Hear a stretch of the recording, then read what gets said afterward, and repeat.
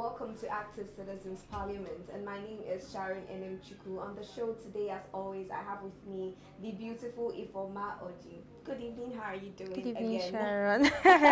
I'm fine again. We were just here hours ago. Yes, so I'm fine again. I like we that. Keep moving. Because a lot can happen in a few hours. Yes. Thank God. Yeah. All right, straight to the two stories that we have for today. The Minister of Foreign Affairs has confirmed that Nigerian embassies abroad can't pay their rents or staff salaries. Missions are under threat of eviction, local staff are unpaid, bills are mounting thanks to chronic budget shortfalls and FX shocks. Meanwhile, back home here in Nigeria, the price of domestic cooking gas has soared for the 4.5% year on year, pushing already struggling households to breaking points. Now, this is just a lot. The first time I read the first story, I just covered my face because I'm like, wait, what? You know, there's a difference when you are doing something in-house and you can cover yourself and package yourself, but when it's happening outside, it's quite shameful. But let's take a look at some of these comments on X before we share our own perspectives on the matter. Adaforreal is saying, oh, is it the one we are in or another one is coming? They are talking about the Nigerian situation. It's the same Nigeria. Chidi said, but yesterday the president confirmed Nigeria has met the 2025 revenue targets already. I'm confused. She tagged Grok and asked, are you confused? Oh, this is funny. Niger Crew says, this one is a big disgrace if it happens. Niger, which way? It's already happening and it's a big disgrace indeed. Flopart says, where is all the money Tinubu borrowed? They use it for infrastructure, road construction, healthcare facilities, and what have you. So those are the comments and those are some of the things that Nigerians are saying. But what is Ifomoji saying? Ifomoji is saying that Nigeria is a joke. I mean, but let's just get right into it here. This embassy, they are kind of a mini Nigeria in abroad. Of course. Yes, they oversee that Nigerians who get into trouble in abroad, they kind of, extend helping hands to them. It might be arrest or anything of that sort. And not just that, they equally help people who are, apart from in need, people who actually, they provide emergency assistance, you understand? It might be for people that are having deportation issues or the rest of them.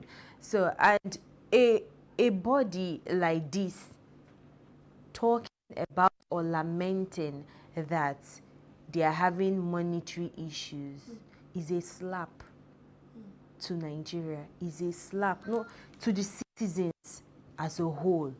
Because is it not this same table that we discuss about the government mentioning mentioning statistics and trillions every single time? Yeah, he has allocated so money to this person, he has allocated, but in abroad, a mini Nigeria abroad, they cannot even pay rent, pay salaries, utility bills. It's appalling. It's shameful. Even though they've come out to say they've released some funds to offset the bills and the rest of it, but it's sometimes it's not the swift response that matters. What system are you putting in place to make sure that this does not suffice again? Because take it or leave it, it will still happen again. I don't know. It will still happen again. Confusion is how did we get here in the first place? I mean, the fact that Nigeria, not one, different embassies running out of money. What cost it? I don't understand. Did they overspend? Were they not giving their budgets? No. Because there are budget allocations for these things. No, the thing is, number one, mismanagement. These people, they don't prioritize things. They mismanage funds.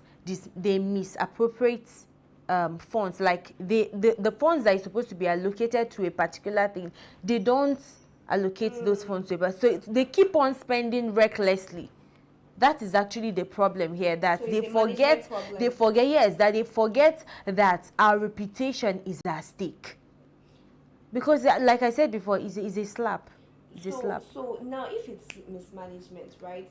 who is now to be held responsible? The embassies or Nigeria government? It's Nigerian government, because you could see that they've already kind of cried out or lamented, and immediately they released funds. And they said something too. They said, the ministry said that they were not unaware of the monetary challenges. That means they are aware of the challenges that they were facing. So they have to wait till these people can no longer pay bills. They cannot afford to pay salaries, their local staff salaries. They can't afford to pay utility bills abroad. You know, if the situation is like this, I'm now wondering, Nigerians that need their assistance abroad, how would they come to their, even the helper needs help?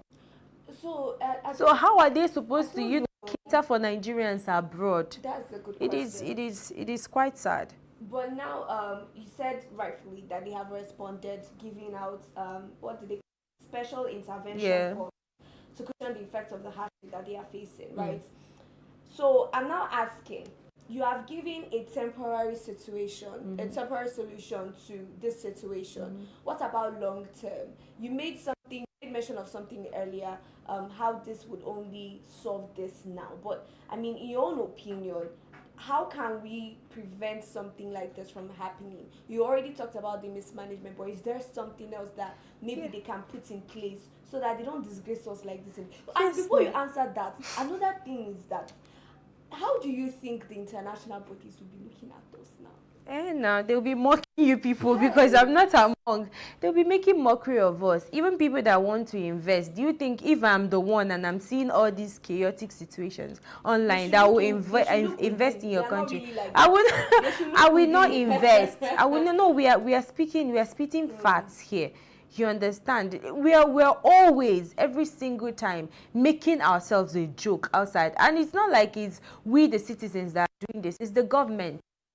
People that want to invest in our economy will definitely back down, because why would they invest on people that even a mini Nigeria and embassy can't even, stand on their ground when it comes to, finance? They're having financial struggles. So I don't even reason that they are even going to consider investing. And then coming to the other question, I think systems should be set in place, and not just that. There should be people actually kind of investigate or make sure, survey that this particular system that are being put in place, that the system I mean is there should be people that monitor this thing, and not just monitoring it, they should devise other means, you get, exactly, to fund the embassy, and not this short term. Yes, they should devise other means to fund it.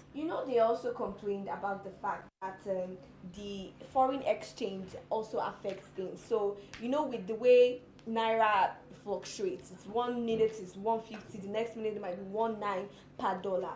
Now, do you think that maybe that they should start making their budgets in dollars instead of maybe naira? I don't know how they can be. I'm just thinking, I'm just asking.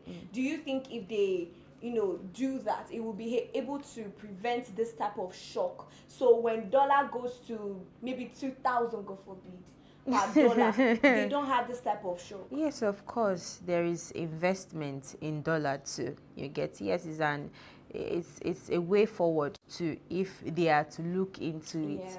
Because one thing to profile solutions, and is another thing for the person you're profiling solutions to listen to you. So so at the end of the day, we can only pray that they listen. Now, do you now think that that with the staff salaries that are being owed, because I don't know for how long their salaries have been owed, do you think that there's a possibility that they will try to pursue legal action?